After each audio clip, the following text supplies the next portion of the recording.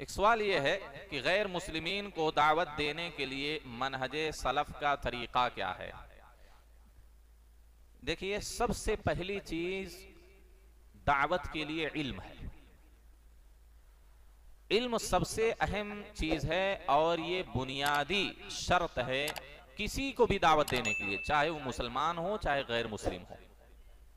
आजकल मसला क्या है, अक्सर जो गैर मुस्लिमों में तबलीग कर रहे हैं वो आलिम नहीं है, पढ़े लिखे लोग नहीं है, कुछ बुनियादी बातें उनको मालूम है, वो उसी हिसाब से क्या है वो गैर मुस्लिमीन में दावत करते हैं। ठीक है, कर सकते हैं, लेकिन उलमा की रहनुमाई में करें, उनसे रहनुमाई लें, मसले मसाइल उनसे पूछें, तरीक़ेकार उनसे पूछें।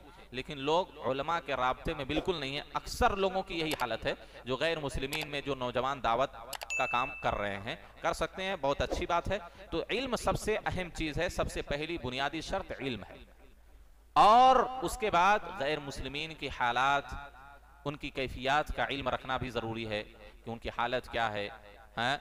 और मौका व महल का भी एतबार करना चाहिए कि इस वक्त उनको ये दावत दे सकते हैं कि नहीं दे सकते हैं। तो गोया कि और इसी तरीके से नर्म गुफ्तार होना चाहिए, दलाइल के साथ बात करना चाहिए। अल्लाह ने फिरौन के पास जब मूसा अलैहिस्सलातु वस्सलाम को भेजा तो क्या कहा, फ़क़ूला लहू क़ौलन लय्यिना, उससे जाकर नर्म गुफ्तगू करो, नर्म लहजे में उसको नसीहत, नर्म लहजे में उसको दावत व तबलीग करो। क्यों? लअल्लहु यतज़क्करु औ यख्शा, शायद कि वो नसीहत हासिल कर ले।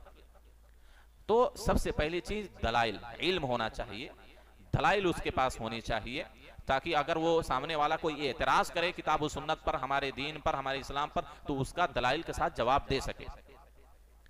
इसी तरीके से मौइज़े हसना, अच्छी नसीहत किताब व सुन्नत की रोशनी में और हिकमत के साथ, दानाई के साथ। ये नहीं कि उसको वाक़या क्या है, हकीकत का इल्म नहीं है, कैफियत का इल्म नहीं है, माहौल का इल्म नहीं है, कहीं भी किसी के घर में किसी को पकड़ के इस्लाम की दावत पेश कर रहा है, नहीं, इससे फितना और फसाद हो सकता है। तो ये सारी चीज़ें जानने की ज़रूरत है, उसके बाद ही तबलीग क्या है गैर मुस्लिमों में करें।